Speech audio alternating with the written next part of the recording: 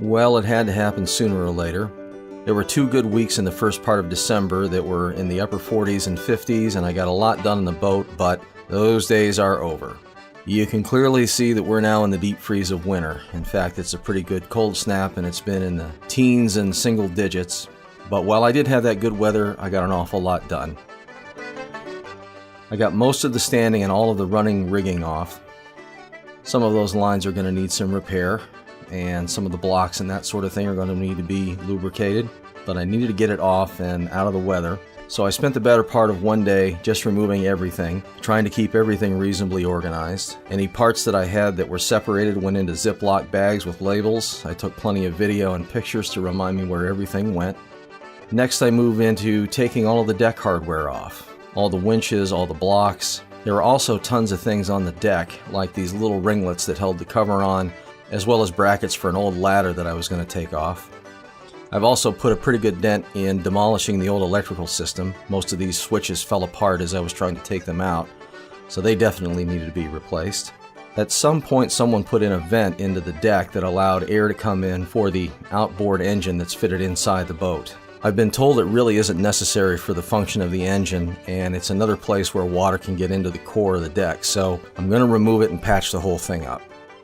Now, with the vast majority of the deck hardware off, I'm going to get into starting to route out some of the screw holes that I'm going to fill back in for components that I'm not going to reinstall. All of those cracks then will be filled with fairing compound. I like to route out these areas with a simple Dremel tool, and I've picked up a couple of different grinding heads for it. What I found works the best is this bullet-shaped grinder, and it can be used to route out holes that go straight through as well as the cracks that have opened up on the deck. I tend to take the grinding wheel and put it almost straight into it to open it up a little bit, and as it goes down into it, it will begin to open up the sides a little bit more, at which point I'll start to rock it a little bit. I want to get down past the gel coat and into the fiberglass. That way it creates a nice new clean surface, and then I begin to just rock it around so it's sort of a funnel or morning glory shape. After that, I go over the surface of the area around the hole with the side of the bit to open it up a little bit. This way it gives it more surface area for the fairing compound to fit into, and it's a lot easier to sand it off and make it look really sharp. Just putting fairing compound down straight into the hole is going to create some problems. There's not a lot of surface area for it to grab onto, and it can crack or pop out pretty easily. You want to give it plenty of space to bond and cure in there. As for these spider cracks, I tend to lay the grinding bit down on its side a little bit and draw away rather than going straight down into it. At first I'll start off small, just following the crack, and if you do so lightly, it tends to follow it pretty easily. Once a basic line is in there, I'll begin to go back over it a little bit deeper each time, removing a little bit more material. If it's just a small crack and it doesn't seem to be going down very far, I'll go down just a little bit deeper than where the crack went. However, if it seems to keep going down, I will go all the way through the gel coat and down into the fiberglass. This one, I don't know if you can see it on the camera, but that crack goes down a little bit deeper. So I needed to repair the fiberglass underneath as well as the gel coat. And I highly recommend a mask to keep from inhaling the dust. This stuff is not good for you. In fact, the next day I not only wore a mask but a full Tyvek suit. This stuff creates a real mess when it gets into a powdered form like this. There are lots of spots on this deck that had some sort of hardware mounted to it that someone took out and filled. Lots of spider cracks, so it took me on the order of about 2.5 days to get done what I was able to accomplish before the weather turned bad. I probably got about 90% of it done. Then I'll go back and forth over it to open it up a little bit more, seeing how deep that crack goes. If it just stops at the gel coat, I tend to leave it alone. If it's going deeper, I follow it down a little deeper, at least until it cuts into the fiberglass. If the crack goes down into the fiberglass and you don't route it out enough to get fairing compound down in there, that crack's just going to come back. So there are several places where I went a little bit deeper. Some places I could tell I could go a little bit more shallow. There are a couple of really interesting eccentricities about this boat.